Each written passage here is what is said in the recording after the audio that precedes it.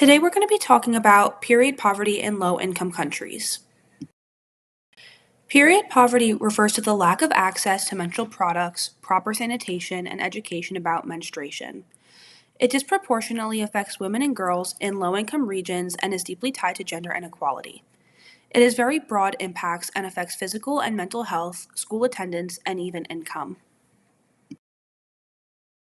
Without access to safe menstrual products, many women resort to unsafe materials like cloth, ashes, or even leaves. This can lead to serious infections.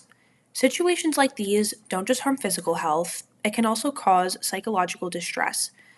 Studies show that there are raised levels of anxiety and stress during a woman's period every month. Menstrual hygiene issues are a huge reason why girls in low income countries miss school. In Kenya, girls in informal settlements reported missing multiple days of school every month due to embarrassment or lack of privacy.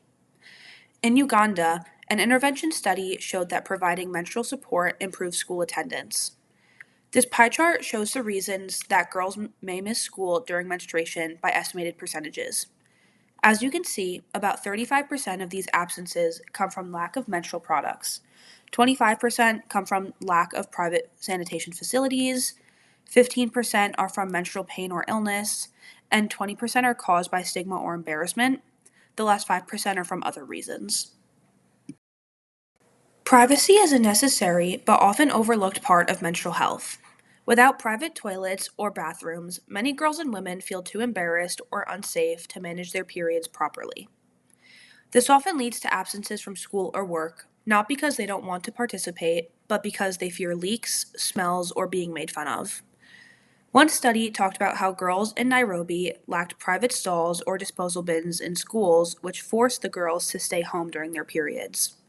Privacy isn't a luxury. It's essential for maintaining dignity, health, and full participation in daily life. Period poverty also has a direct impact on a woman's economic opportunities. Girls who miss school may fall behind, and many adult women may be forced to miss work. A study in rural Uganda found that women often skipped work multiple times a month, which causes them to lose vital income in an already damaged economy. Buying menstrual products regularly is expensive, especially when families are struggling to afford basic necessities.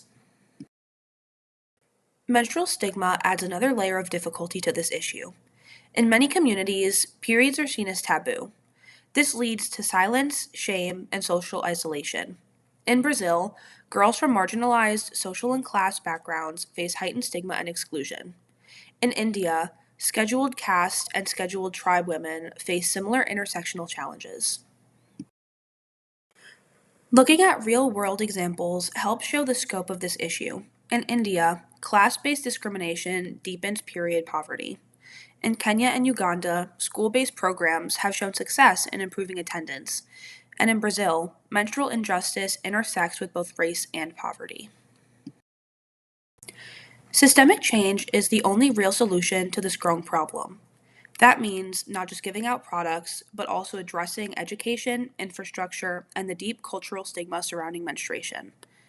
As helpful as charity is, it's a short term change to a long term systemic problem, so it only goes so far. As the research shows, menstrual equity is essential for gender equality and human development. Many organizations and governments are beginning to act on this issue.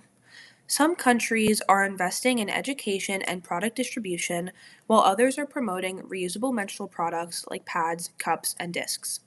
These are also much more sustainable and cost effective options.